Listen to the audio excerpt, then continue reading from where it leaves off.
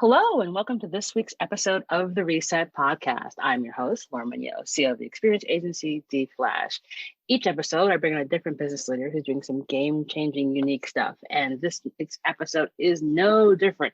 I'm so excited to actually talk almost face-to-face with my Twitter pal, David Griner, who's a creative and innovation editor at Adweek, one of my favorite publications in our industry. We're going to just kind of get into it and cause all kinds of trouble. So just take a listen. Hi, David. Hey, Laura, I'm so honored to be here. Thank you so much for making time for me. Absolutely. And we're going to jump right in because we have something to chat about. As the podcast always starts, what was your first job? Oh, my first paying job, I worked at TCBY, shoveling yogurt. And this came up the other day on Twitter. Someone was talking about minimum wage, and it made me look up the minimum wage here where I live in Alabama. It's $7.25, which is pathetic and disgusting on a personal level. Because I remember making $4.25 at TCBY and thinking like, well, there's nowhere to go up but here. But if you think about the fact that we're only at $7.25 now, not to get like super political right out of the gate, but I was just Go like, for it. really? Like 30 whatever years later? I was 16 when I started that. So anyway, yeah, I don't know. I was at shoveling yogurt. Yeah, listen, but you learned how to deal with people and customer service and responding to their complaints. And that kind of sounds like how you got to be an editor at a publication where people are always complaining about something because of our industry being crazy. So tell us the story of how you got from TCBY to Adweek. Well, I'll jump obviously a few years ahead. You can jump. You're allowed. I like a lot of people, my career, my path got derailed along the way, which happens to all of us. And I think it's very easy to take that personally at the time and to think that that says something about you. But I think all of us who've been around a while know that it just happens and it's really nothing to do with your quality. And I was working in a newspaper and I lost that job, which is a pretty common experience for newspaper employees, in the 2000s. And I ended up kind of talking my way into an ad agency. It was a hard argument, but I ended up kind of weaseling my way into a junior copywriter role and kind of grew from there. But I'll never forget day one. I always say there's imposter syndrome and then there's literally being an imposter. And I was just a straight up imposter. I knew nothing about advertising. And so day one in this copywriting job, everyone was on a production, everyone was on a shoot. And so they just sat me down and they were like, well, your boss won't even be back for a week. And we don't have any work for you. So I don't know, just familiarize yourself with the place or whatever. So I sit down and the first thing I Googled was Adweek blog because I had heard of Adweek and I assumed they had a blog. This is like 2006.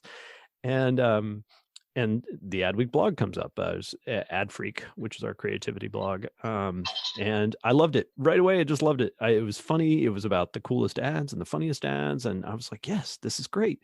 And that became like my daily, I remember, it's like you didn't have social media back then. So I just kept refreshing the site all day, like hoping for a new post. And I just obsessed over it. And I started leaving comments and sending tips. This back when being a commenter was kind of a good thing. And, I just was really into it. And finally, I guess I broke them down because after a year, they asked if I just wanted to start writing for the blog. So you just basically stalked them until they said yes. Yeah. Which, it's just like, I just annoyed them into submission. And no, they offered me a kind of a daily blogging gig. And it grew from there. Our traffic grew from, I think we had about 200,000 readers a month when I started. And I remember being like, oh, this is the biggest website on earth. And then within like a year, we had 2 million a month. Like it just kept going. Then after 7 years of freelancing for them, they brought me on full time. And that was about 7 years ago. So I've been with them all told. I think this is my 15th year. Wow. What makes you stay? It's a dream job. I get to write about dumb ads. I get to talk to amazing people like you. What's to complain about, right? And I work from home, which was a rarity before 2020, right? I've been remote my entire time with Adweek. I've been in Alabama. I will never leave Birmingham. It is an incredible city, and they've been super flexible about that and really supportive.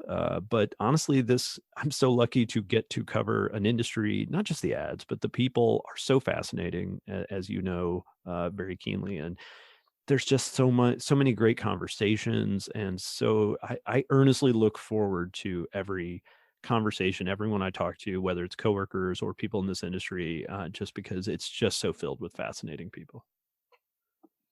Yeah, I think, similarly, it's why I do the podcast. It's just there's an endless supply of fascinating people. And, one of the reasons I wanted to talk to you because, you're at a publication that gets to see so much foolishness and report on it. And, there's been a ton of change in supposed change in our Mhm. industry over the Yes. last year. So much What are you, intention. well, yeah, I mean, I was saying to someone on a panel a couple days ago where it's like we're in wave 3. The first wave was, oh my God, Black Lives Matter, in like June, July. And I remember folks saying, like, look at this, it's gonna be amazing, right, Laura? And I'm like, wait till Labor Day. Just wait.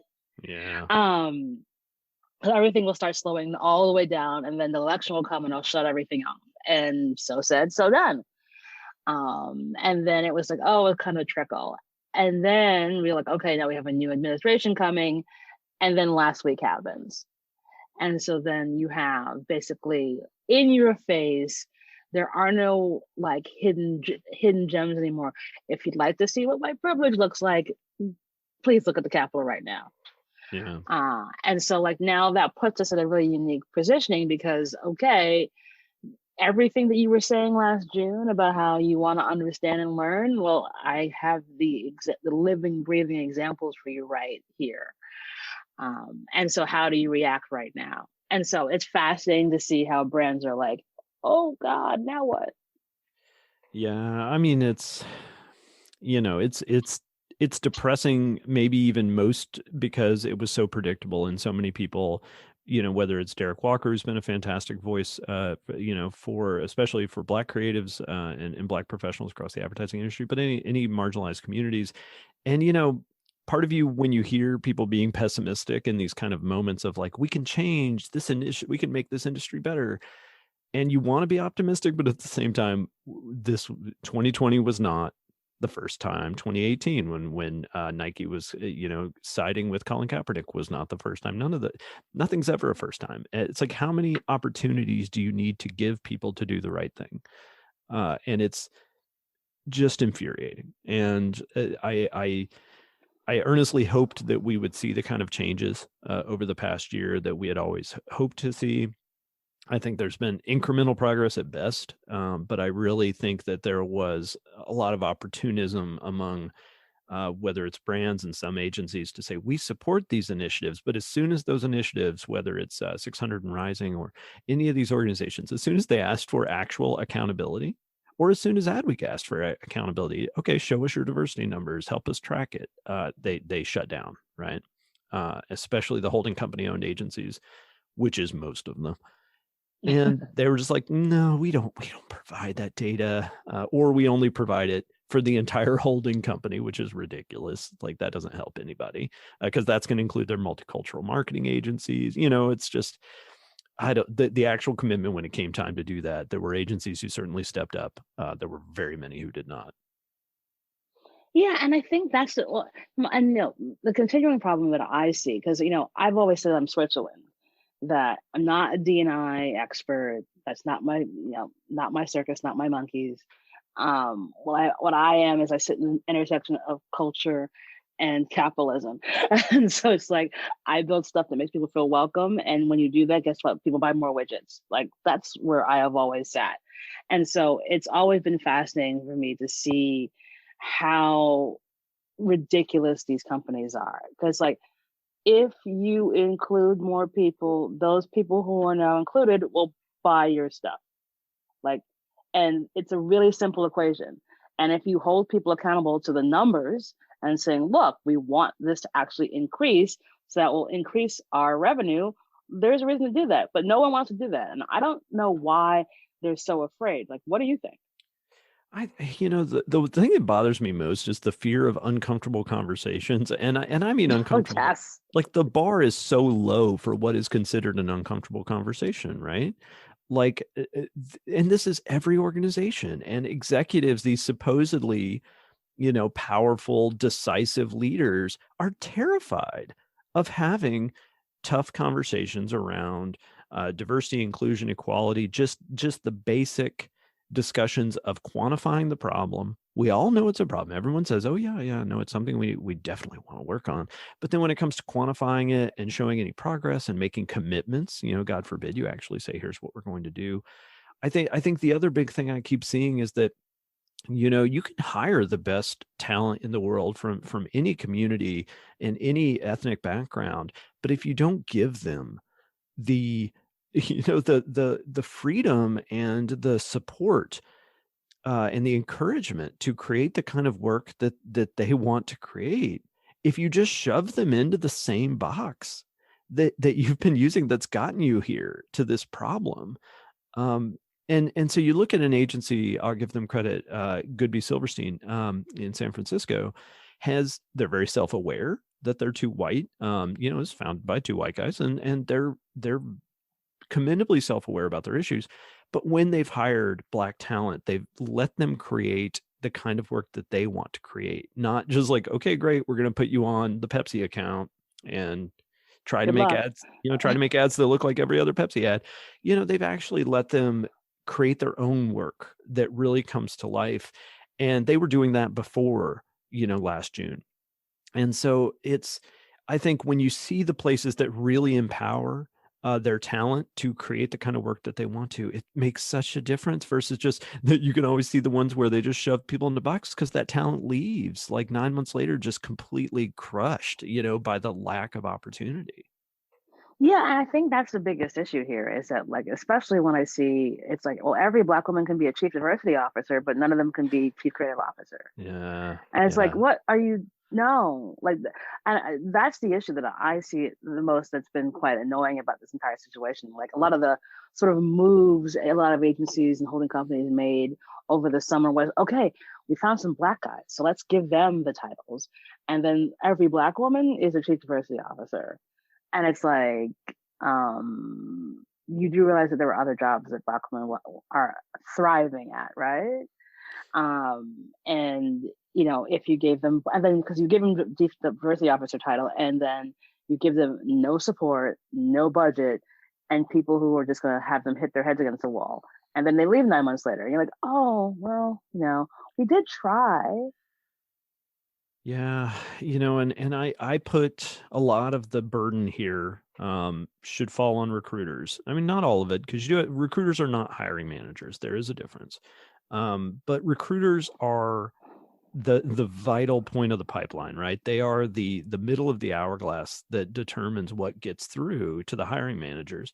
And if you have a recruiter who can talk a great game about inclusion, but if they're posting the same openings in the same places that they've always been, and, they put it up on LinkedIn and they still require the same educational requirements and they still require the same BS, backgrounds that have perpetuated this homogeneity in the staffing, there's not going to be any headway. And you're still going to be ending up with like 1%. I mean, there's something like 3 Black executive creative directors in America, like Yeah. when you look at mainstream agencies, And I know all of them. yeah, yeah. Which is bad. Um, Which is really, really bad. and like there's only a third because one was promoted recently. Like it's so I really do think that, I mean, the talent is out there. There is absolutely no doubt that there is more than enough talent. What there is a lack of is willingness to break out of these cycles of recruiting that have perpetuated the same. And this is something, I mean, don't get me wrong, this is an easy thing to talk about and it is a challenging thing to implement. For what I can at the moment, my personal kind of mission of the moment is really just to network better with HBCUs, with historically Black colleges and universities. I've been surrounded by HBCU communities my entire life, growing up in Alabama, North Alabama, and Central Alabama. There's so many amazing programs. There's so many amazing schools across the South primarily, and yet you never hear them discussed in marketing circles, and especially in recruiting circles, even though you have mega stars like Adrienne Lofton at Nike. You have these people who've come out of HBCUs and there's no discussion of it. I mean, not say no, but you know what I mean. Very Yeah, of little. course. And it's just like I've talked to, just in the last few weeks, I've tried to make time to talk to 2 or 3 people a day who either graduated from HBCUs, who work there, they're professors, they're administrators, Um, and the same things keep coming up. Is just that there is not this kind of ecosystem that your Ivy League schools get, that your portfolio schools get.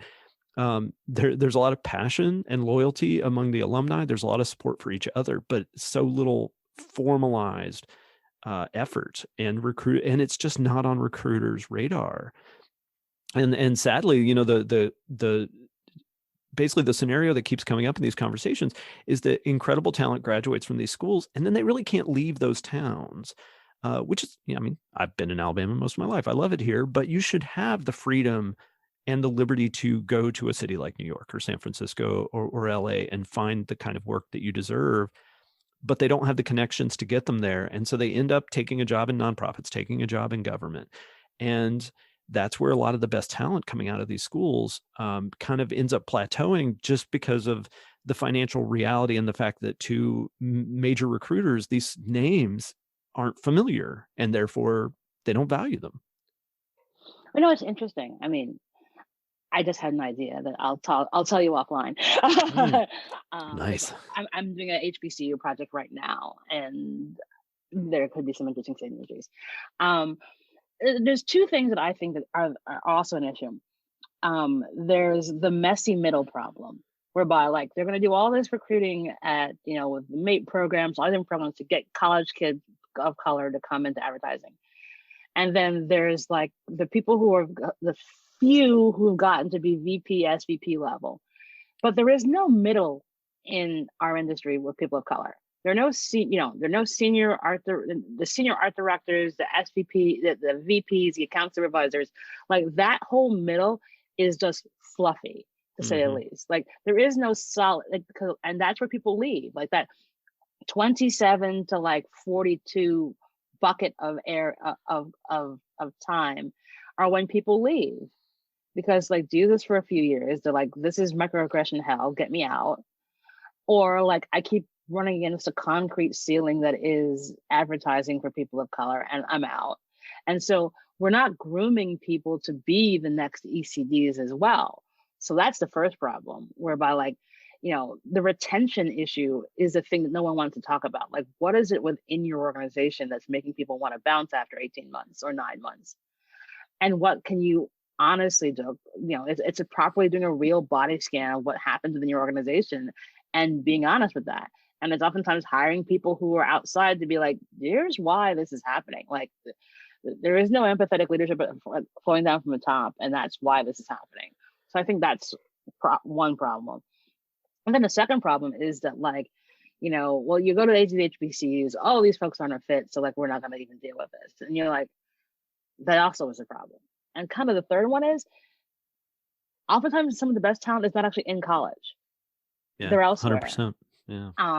And or they're doing something else. Like they could be someone who is a sneakerhead. There could be someone who is a regular artist. It could be someone who has a really dope blog. And you're more apt to like pick up a white boy to do that. Or like I was reading watching his TikToks, and I picked him up versus picking up a kid of color. And like that's been the thing that's happened over and over again in our industry, where it's like you default to what you know, which is white, and you take, and no matter how dusty or weird that might be, you're like, oh, white boy, like you barely have any skills here. Like you wrote like what I think is a good brief, yeah, you'll get this job. Versus young black girl has all this stuff, and you're like, oh, maybe you should be here. And I speak of this from a place of experience. Like that's why I left the traditional agency world, and I said I will do my own after what, 4 years? Yeah. I mean, people I saw that. when you say the phrase systemic racism, people focus on the racism and kind of overlook the system part of that phrase, and just how that's the real issue. Is you could even have well-intentioned people, but when the system itself, when the processes perpetuate homogeneity and racism, you'll never get out of it. And I've seen organizations and like you, I've talked to so many people who their experiences, it's like they have the right intentions, but because they have no real understanding and no real appetite for, again, these hard conversations or just for empathy, I That's think it. is the best way to put it.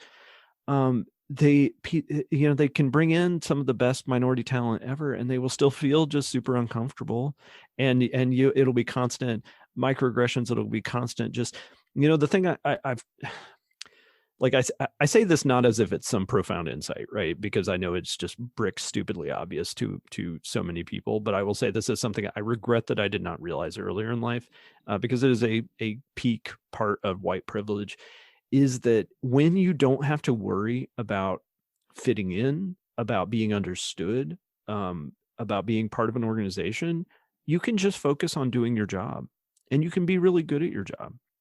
And I took that for granted. When that's your experience, you don't really sweat, anything else, and you can just stay focused.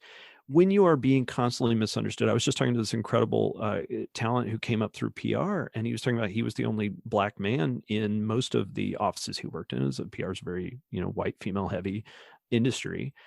And he said that it was really easy for him to be misunderstood, or for his tone to be seen as Hmm. combative, or, all these little things. And so he said he was just constantly like worried. And then his reviews would come in and people would say, "Oh, you seem disgruntled." And he was like, "Oh, that makes it sound like I'm going to shoot somebody. Like I'm just," Yeah. he said he was just in this constant state of discomfort. And therefore and then people are saying, "Well, just focus on your job." And it's like, what an unrealistic request, to expect people to ignore the fact that you feel like a complete outcast. And so again, I realize this is not some like bold observation. It's just one where I try to never take that out of my mind anymore, right? And to realize that just because you're comfortable does not mean anyone else is going to be able to be default comfortable in any situation. Um, yeah. Yeah, I mean, I think the setting, that's the thing that I always, there's like an article written in like a folder on my computer where like I like break down what it was like for me working at advertising agencies and what my conversions look at. And like, I have yet to publish it because I'm like, I don't think I want that energy around me. But part of me also kind of wants to publish it because of the fact that like, I honestly think white folks don't know what this actually looks like Yeah. and what it sounds like and what it feels like. And but it is hella traumatic to kind of relive that. I hadn't thought about how terrible my agency experiences were until I saw that Amy Cooper video um over the summer, Hmm. where this woman is just like, this dude's minding his own business and she's just literally could kill this man because of her lying and her gaslighting. And that shook me more because it made me remember. I have like, it's been 10 years since I've been at another agency, and and I hadn't thought about like all the horrible, terrible things that you try and have to put up with because you're just trying to do your job. Like it physically put me in the hospital. Like I got like my arm froze. Like, Jeez. because I was working so hard, because I just wanted to try and do everything possible and be this perfect individual. And I think of all the young people right now who are in similar boats, like they're trying to be this like perfect Autobot so that like you can do everything, and then and then people tell you bring your whole self to work. What are you talking about? It's like, shut up, that's a lie. Yeah, I mean, Well, I want to go back to the point you made about, because I think it's so important and it's so overlooked, is this gap, this complete empty middle of this industry. And I think we've all seen this pattern over and over, where really incredible talent will come into the industry. They'll be junior, maybe they'll make it up to like ACD, like mhm. associate creative director, and then they vanish, right? And well, they don't vanish on their own. They get poached, or they get, just if they're lucky, they get poached by brands. Usually, someone like a Spotify or Mhm. a Google or a Facebook's going to come in. Um, but then a lot of the times they don't even make it that far. They just get uh, broken by this industry, and having to put all this unnecessary effort into what they do every day. And there's no system, there's no process in place to build on their successes, to respect them enough to bring in more talent, that comes from similar backgrounds. I mean, that's the way you want it to work, right? You want to think that when you bring in a new type of talent that has not been represented in your organization, that they are then going to make it more comfortable for the next people. This is going back a long ways, but in Lean In, I remember there was a chapter that really stuck with me because, again, as a guy coming up through this industry, it's not something I'd really thought about. But then I realized my mom was kind of in the same boat as they said. The first women to really reach these top levels of executive status, they had a challenge to not see other women as a threat, to actually be supportive of other women. That was not the culture of the 80s and 90s. It Right. was like you fought your way up to the top, Kill or be killed. and if I can do it, you can do it. So don't give me your garbage excuses. It was just this. Mhm. And bless my mother, who was an executive at NASA. She had 15,000 employees at one point. And she was never like that. Like, as soon as she got into leadership, she would go to other women and say, hey, we've got these director level openings. You should apply. And the women would say, no one's ever asked me to apply for this. And she said, do you think anyone's asking the men to apply for this? It's like this is Right. a cultural issue, and we need to get past it. And those women that my mom helped recruit into leadership are now some of the highest ranking women in NASA. And so it's, it makes a difference, but it can't just be one person. It has to be an organizational support for this idea of recognizing we're not doing someone a favor by bringing them in. We're doing our company and our customers a favor by better representing the audiences that we should have already. And let's continue to empower them. But instead, they're just like, the thing I see a lot too is people say, well, we're going to hire from different backgrounds. We're going to try to bring in different talent. And then they do, and they get upset that those people don't know how to like make an ad in this very rigid and traditional system, right? And it's like, well, yeah, I mean, I haven't been doing that before. But if you can teach me, I will happily do it. And then they don't.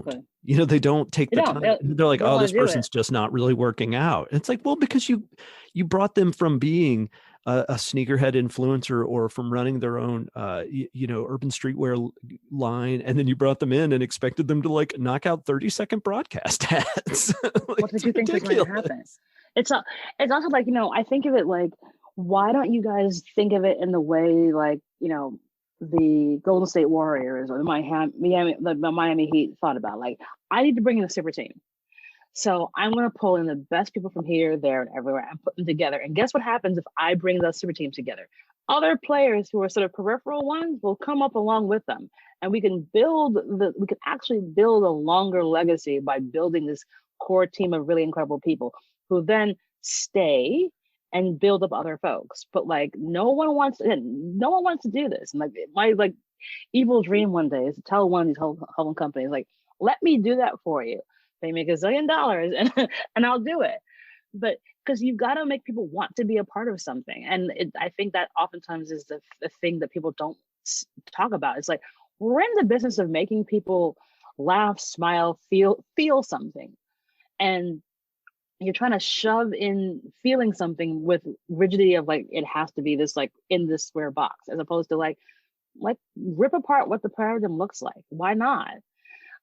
How you tell stories should be across any number of buckets and see what happens. Like, just do it. You've got the money, and you have the clients. If you tell them the story of why you're doing this, would go along with it. But like letting people understand that like the old mold's just not going to work is just, it's not something folks don't want to do. And I'll just throw out too, because this is something we see a lot, is that the role of social media cannot be understated, right? Can I be overstated? Can I be overstated? The conversation, to your point, it's like, as soon as you said, if we can bring in more people, if we can let them have a great experience and become part of something bigger. On the exact opposite extreme though, and sadly more common, is you bring in someone and they have a bad experience and you don't give them what they wanted. Do you think they're not going to be talking about that with their entire community, whether it's in group chats or whatever? Like, the reputation's going to get around that you're the kind of place that does not actually empower people, and that you're either, just embracing Trash. tokenism, or when it comes down to it. Yeah. And so like, I think the thing that breaks my heart is when I see people on Twitter, primarily Twitter, maybe sometimes LinkedIn, but mostly Twitter, where people just have such amazing perspectives. And they're all at this like ACD level. They're all probably like 27 or whatever. I mean, it doesn't matter. Age doesn't matter. But they're at this point where they have experience. They know what they're talking about, and they have really strong perspectives. And yet the only people who listen to them are the rest of us on Twitter. Within their organizations, they're almost ubiquitously powerless. Right. And I can't get past it. And I will admit that there have been times where I've worked with people who had very large social followings, and then in practice, and a really engaged social kind of identity. And then in practice of day-to-day working, they were very different. They're different than their persona. But I didn't walk away from those experiences like mad at them. What I walked away from is realizing we all thrive in different environments and in different ways, right? And so, yeah, maybe you're not the kind of person to get up in front of a physical group without having a panic attack, but you can get out there and have 45,000 followers on Twitter and absolutely crush a thread, you know? Right. And I just wish that we organizationally could find more ways to say, man, this person is such a thought leader in their space. And I've even had agencies tell me, we don't understand why you put this staffer of ours on your young influentials list. They're not influential in our organization. And I'm like, well, that's on you. That's on you if you don't know this. And I'm like, they are very influential, and I read their stuff every day. And so like the fact that you're not empowering them and that you feel they're disconnected from you, that's on you. Almost certainly. Yeah, it's also, you've got to give people the chance to thrive in an environment where they may thrive, but they may not, and be okay if they're not. But give them the opportunity. Like, I always talk about the fact that, like, I was working at this agency, and the chief strategy officer, like, sent me on a boondoggle trip with a bunch of clients, with one of their clients. And I was like a senior account soup at the time, and I got to go and hang out with the client for a week. And it changed the whole course of my career, because I went from thinking, oh, I'll always sort of be a kind of like project manager, smaller account person, to like, oh, I could run things. I could be a strategist. Because like literally what the client was like, it's like, why are you an account soup? You're a strategist. But she also said I talk too much. So she gave me like the both sides of and like, you need to listen more. And I got so much out of that experience that it changed who I wanted to be, because I got the good and the bad. But had it not been for that one chief strategy officer who saw something in me to like put me in that situation where, I could sink, I could swim, I could be, or I could just float. And that doesn't happen enough in our industry, where you give people the opportunity to not sink, not swim, just to float. Yeah, and I think the problem we have to solve is just the lack of training, the lack of resources and opportunity. It's something I've been thinking about a lot lately, and have a few ideas in the works, but like, it's going to take a lot more than any one person or organization to recognize that when you bring in people, that their professional development is your responsibility, not theirs. And I've seen so many places where they're like, we'll give you a $500 budget to pursue professional development. That's great. That's like a good start, but people don't know what they don't know, right? And so this expectation of like putting it on each employee to pursue I've never once seen that work, by the way. I've worked at several places that have taken that approach of like, here's your budget, go find a conference, go find something to do. It never works, because there's no organizational investment in it, right? You may have them come back and do a lunch and learn about what they learned, but that's it. And until we really start, like other industries, start standardizing leadership training, professional development training, investment, nurturing. It's like, just finding out like whether it's certifications or, just giving them these resources so that they feel it's like, yeah, if they sink at that point, then that's on them and that's fine. But if someone sinks because you did not give them any resources to thrive at their job, that's on you, as the organization. But the thing that has to happen is that you've got to give people the resources. Like, it's hard enough to do your job on a daily basis. And then you want me to go find a conference where I think I could learn. And, I gave that example because, like, that boss was like, also kind of knew that I would be talking to a senior Black woman as a client, and would probably get a lot from having time with her. Like, he had the foresight to think of that. And I think that's the thing that's necessary, where it's like, you have to do some honest thinking as a leader around, okay, I have someone who could potentially be great. Um, but I think if they were if they were at this conference, they got to network with this person or this group of people, they would get a lot out of it. Because like the reason why we don't have that middle is that there is no professional development for the middle. It just doesn't exist. Like you'll do all these programs like they're trying to get you from college. And once you get to senior letter, of course you're doing your executive leadership training. But like the helping you navigate to get to there, nothing there. It's like, unless it's a good crapshoot where you get somebody to help you, there isn't anything standardized. And you look at there's all these trade associations like the ANA and the 4As, and I'm like, why haven't y'all thought about this yet? Like that's the big fundamental issue that you should be looking at. Yeah, and me, I know we can talk about this all day, but just to make sure I squeeze this one last point in too is I will just say one big warning sign to watch for when you work somewhere is if you start to develop a personal brand, if you start to develop, like if you get public speaking opportunities, if you get public writing opportunities, if you get the opportunity to be featured in a publication like Adweek, like on one of our lists, and your organization responds negatively to that, it is a toxic organization and you need to move on quickly. That's the one consistent thing I've seen in my life is that if a company does not support your personal growth in that way, if they feel that you must be beholden to like, no, the spotlight goes to our CEO, man, I don't want to talk to their CEO. I want to talk to their like young talent. I want to talk to like the people emerging, the people creating new ideas. But I see this every day in my job, right? Well, I mean, not every day, thankfully, but often where people just are like, well, we would rather you feature this executive of ours. I'm like, I don't want to because they're boring. And if you say you're going to write an opinion piece for us, it's going to be ghost written, right? If the CEO says they're writing, so you're just going to farm it out to the person who probably should have written it in the first place. Right. Um, so I would just say like I'm a big believer in giving places chances. I've worked in places that I thought were hopeless. There have been times at Adweek where I felt like maybe this publication's not going in a direction. I mean, again, I've been here a long time. And then things turned around and you can be a part of a solution. But the one thing that's consistent, if you work somewhere where they see your success, your personal success as a threat to the organization, you need to run. Bounce.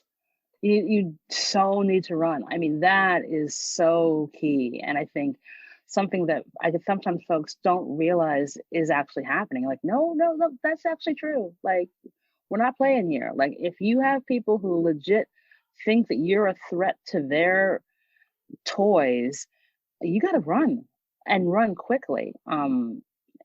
Because, and I've seen it happen with so many phenomenal people, and I'm just like, oh my God. So yeah, it is horrifying to see, how how someone's light can be, ripped out, just snuffed out. And so I always say to folks when they ever ask me, like, what do you think? Like, come on the other side where where you have your own. I'm like, well, listen, it's the grass isn't greener over here. It's just grass. Everybody has it, but make the choice that makes good sense for you. And if you can tell that stuff is not going to be good, you got to run. You can't not walk, run. Yeah, 100%. So, navigating all this stuff is obviously exhausting, David. So what in the world do you do for self-care? I am like an 1800s grandmother. Underneath this obviously very cool veneer. Hmm. No, I cross stitch a lot. That was my quarantine hobby. I had not cross stitched since I was probably about 9 years old. But my wife was doing it, and I was like, yeah, I remember that being relaxing. And so Oh, I took it back up and I ended up doing 4 pieces in quarantine so far. I'll probably start another soon. I started with knitting, and honestly, knitting, it's easy to distract yourself and you look down and you have made a piece of modernist art, but you have certainly not made a piece of clothing. So I switched to cross stitch, which is just easier to like watch TV or to like have a conversation with someone while you're doing it. And that was a lifesaver. It just was really balancing. And I think there's a million hobbies like that, but that's the one I fell into. Um, and I got a lot more into networking And I'm in my 40s, and I've reached this point in my career where I'm probably closer. I haven't done the math, thankfully. I'm probably closer to retirement than I am to starting. And I really want to spend the rest of my career investing in other people. I no longer have really any ambition for my own success. It's more about just what can I do to help other people. And that sounds really lofty or whatever, but it's just really that I've tried to have as many conversations as I can, either with young people, with people who are reaching these kind of pivotal points in their careers at any level, and that maybe I've navigated, or more likely, maybe I can just connect them with someone who's been there.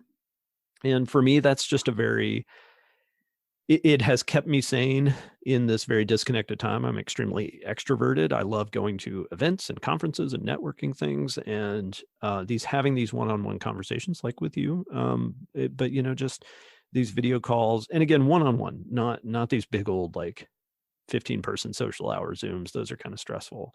But it's really just it's changed my worldview. It's changed my pool of friends, and there's been so much. And I was telling someone the other day, I can't imagine 2020 without those people, without those friendships I made.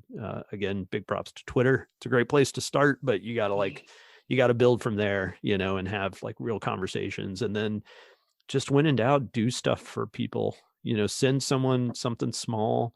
I I've seen this so many times lately, where you do something that's a small gesture, um, and you don't really think much about it. You're just like, well, I'm just going to pitch into helping this person.